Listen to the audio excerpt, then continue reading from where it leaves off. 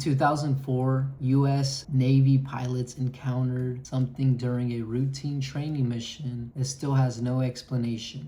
It wasn't a single sighting, it wasn't faulty equipment, and when the encounter was captured on video, the government was forced to admit it didn't know what it was. On November 14, 2004, two Navy fighter pilots were flying a routine training mission roughly 100 miles off the coast of San Diego.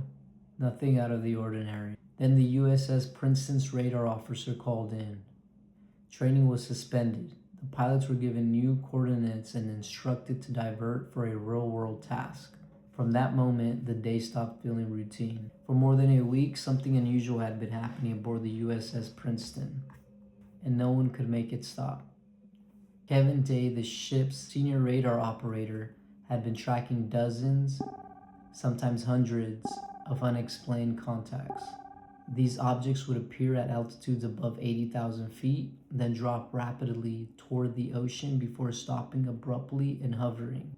This wasn't random, it was consistent. At first, the radar team assumed the system was malfunctioning. New radar technology had recently been installed and false readings weren't unusual. But after thorough inspections and repeated checks, the conclusion became unavoidable. The radar wasn't wrong. Whatever these objects were, they had been there the entire time. The contacts were formally labeled AAVs, Anomalous Aerial Vehicles. With no technical explanation left, Kevin Day escalated the situation to the ship's commanding officer. This time it wasn't just logged and monitored, a decision was made. Two Navy fighter jets were scrambled to intercept the unknown objects. When the pilots arrived at the intercept coordinates, the sky was empty. Nothing on the horizon. But below them, something immediately stood out. Commander David Fravor noticed a violent disturbance in the ocean, white water churning in an otherwise calm sea. Hovering roughly 50 feet above the disturbance was a smooth, white object about 40 feet long. No wings, no rotors, no visible means of propulsion. Fravor later described it as resembling a tic-tac. This was no longer a radar problem. It was a visual one. As Fravor maneuvered closer, the object appeared to react. It began mirroring his movements. Then, without warning, it accelerated, shooting past his aircraft, crossing his nose, and vanishing completely. It moved in ways that defied everything Fravor knew about flight. With the object gone, the pilots regrouped and headed toward their cap point, a prearranged confidential rendezvous location. That's when the call came in.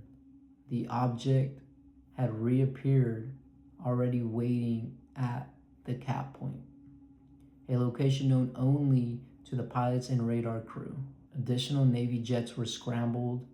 This time, one pilot managed to lock onto an object using a highly sensitive infrared targeting system.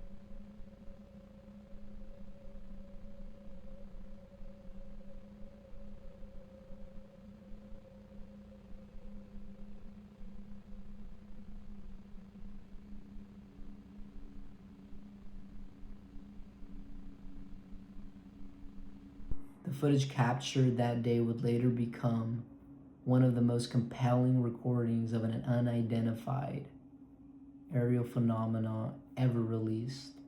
In 2017, the footage was made public through a New York Times investigation.